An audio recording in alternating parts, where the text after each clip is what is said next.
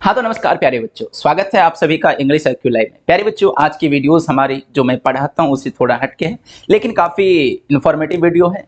अगर आपने class 11th या क्लास 12th में हो और आपने आर्ट्स कला चुना है, तो आपको आपके आर्ट्स में कौन कौन से सब्जेक्ट होते हैं, ठीक है, आपको कौन सब्जेक्ट का प्रैक्टिकल होता है, कौन सा सब्जेक्ट का प्रैक्टिकल नहीं होता है, कौन सा सब्जेक्ट आपको आगे आपके जीवन में, आपके जीवन जो आप सरकारी नौकरी करना चाहते हो उसमें कौन कौन सा सब्जेक्ट आपको हेल्प करेगा, तो उन सभी चीज़ों के बारे में जानेंगे। क्योंकि अभी के समय में जितने भी बिहार बोर्ड के बच्चे हैं उसमें से 99% 98% बच्चों का सपना होता है कि वे भी अपने जीवन में सरकारी नौकरी की तैयारी करें।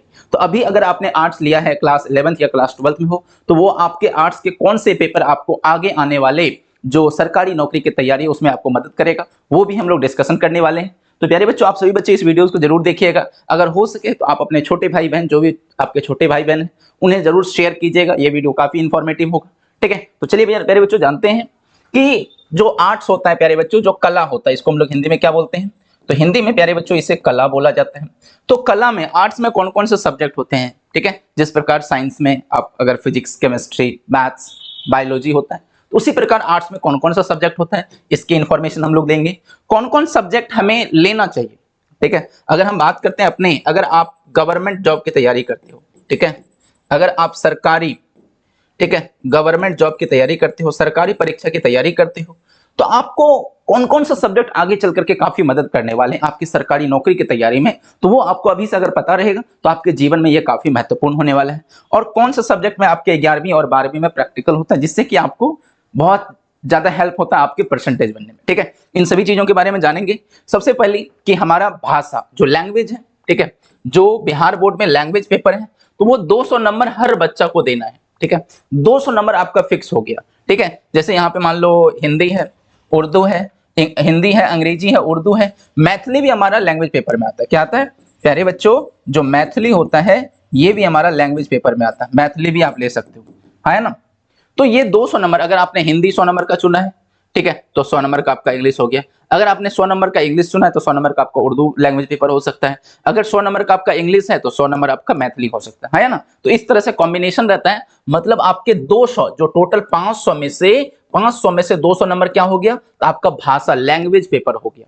और अगर आप क्लास 12वीं में बेहतर करना चाहते हो, तो आपको ये 200 नंबर जो है प्यारे बच्चों काफी महत्वपूर्ण होता है। जितने भी क्लास 11 और क्लास 12 के बच्चे, उन सभी बच्चों के लिए ये वीडियोस खास है कि आप कोई भी विषय से हो, ये 200 नंबर प्यारे बच्चों आपको पढ़ना ही पड़ेगा। 200 नंबर आपके लिए पढ़ना ही पड़ेगा, कि ये 200 नंबर आपके लिए कंपलसरी है, ठीक है। ये 200 नंबर पढ़ना ही पड़ेगा। बच्चा उधर कितना, 300 नंबर। तो अगर आप चाहते हैं कि आपकी 200 नंबर की तैयारी बेहतरीन हो, ठीक है, आप क्लास 11 में हो या क्लास 12 में हो, आप सभी बच्चों के लिए हमारे पास कोर्सेज हैं, बैचेज हैं। बहुत सारे ऐसे बच्चों ने अभी तक अपने जीवन में बेहतर किया है, ठीक है, अंग्रेजी की मदद से, अंग्रेजी पढ़ करके। तो आप हमारा क्लास 12 का क्रैश कोर्स ज्वाइन कर सकते हैं, आपका अगर कोई बड़ा भाई बहन है, या क्लास 11 का भी हमारे इसी वीडियोस के डिस्क्रिप्शन में इंग्लिश IQ लाइव एप्लीकेशन का लिंक है, या आप हमारे इस दिए गए व्हाट्सएप नंबर पर मैसेज करोगे तो टेलीग्राम का लिंक भेज दूंगा व्हाट्सएप चैनल का। वहां भी प्यारे बच्चों बहुत सारे PDF, बहुत सारे क्विजेज वगैरह डेली होते हैं। आप हमारे इस नंबर पे व्हाट्सएप जरूर करना, ठीक है। तो ये तो वह बात है अगर आपको बेहतर करना है, ठीक है।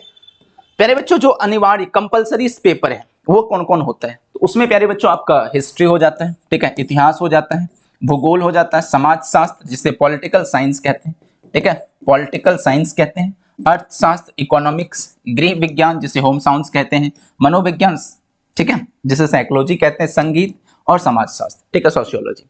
तो ये सारे कंपलसरी। लेकिन आपको अगर आप पढ़ाई में अच्छे हो, आपने आर्ट्स लिया है और आपको अपने जीवन में सरकारी नौकरी की भी तैयारी करनी है, तो मेरे ख्याल से आपको जो आगे जो हेल्प करने वाला है वो हिस्ट्री, ज्योग्राफी, पॉलिटिकल साइंस और इकोनॉमिक्स। ये 4 पेपर ऐसे हैं जो आपके गवर्नमेंट जॉब की तैयारी में, इन चारों में से कोई आप 3 चुन सकते हो, ठीक है। क्योंकि 200 नंबर तो उधर हो ही गया, तो आपको इसमें से कोई 3 ही पेपर चुनना है। कितना?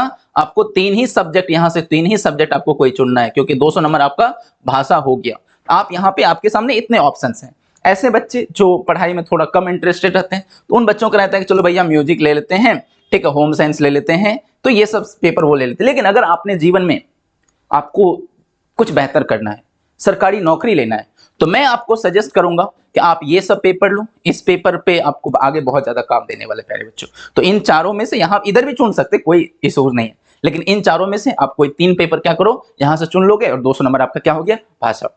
अब प्यारे बच्चों बात आती है कि बिना प्रैक्टिकल वाला, तो आपका हिस्ट्री में कोई प्रैक्टिकल नहीं होता है, ठीक है। हिस्ट्री में आपका प्यारे बच्चों कोई प्रैक्टिकल नहीं होता है, मतलब हिस्ट्री में आपको कितने नंबर का एग्जाम देना है, तो हिस्ट्री में आपको 100 मार्क्स का एग्जाम लेता है, ठीक है। आपको जो पॉलिटिकल साइंस है यहां भी कितने नंबर का होगा, 100 नंबर का होगा। इकोनॉमिक्स का भी 100 नंबर का होगा, ठीक है। सोशियोलॉजी का भी 100 नंबर का होगा, ठीक है। फिलोसफी का भी आपका 100 नंबर का एग्जाम होगा। ये आपको 100 मार्क्स के एग्जाम परीक्षा में देने होते हैं।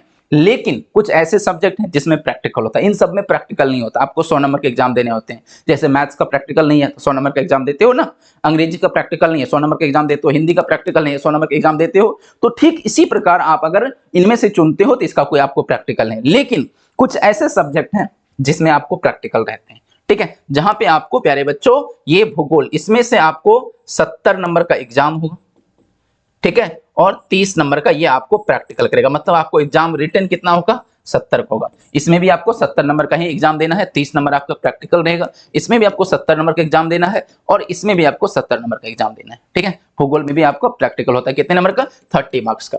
तो आप अपने अनुसार आप देख लो कि आपको कौन से पेपर में रुचि है, ठीक है, कौन सा पेपर आपका अच्छा है, पहले से आपने 9th 10th में भी पढ़ रखा है, ठीक है, उसके अनुसार आप अपने पेपर को सिलेक्ट कर सकते हो, चुन सकते हो। मेरा ये सजेशन रहेगा उन सभी बच्चों के लिए जो 10वीं पास करके 11th में आए और 12th में आए, तो आप वही पेपर चुनना प्यारे बच्चों जो आपको आगे के जीवन, आने वाले समय में आपको मदद करे आपकी सरकारी नौकरी की तैयारी में।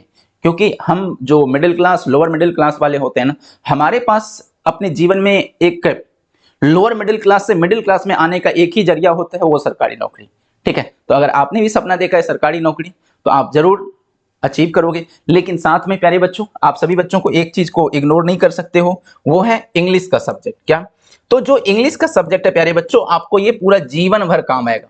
तो मैं तो आप सभी बिहार बोर्ड वाले बच्चों से बोलूंगा कि आप अंग्रेजी अभी से पढ़ना स्टार्ट करो, क्लास 11 में हो, क्लास 12 में हो, आपका 10वीं में कोई छोटा भाई बहन है उसे भी सलाह दो कि भाई अंग्रेजी बेहतर कर लो, तभी आप अपने जीवन में सरकारी नौकरी ले सकते हो, ठीक है। उम्मीद करते हैं वीडियोस पसंद आया तो वीडियोस को लाइक करिए, शेयर करिए, चैनल पर नए हैं तो सब्सक्राइब कर लीजिए, ठीक है। मिलेंगे अगले कुछ और वीडियोस में, तब तक के लिए धन्यवाद, जय हिंद।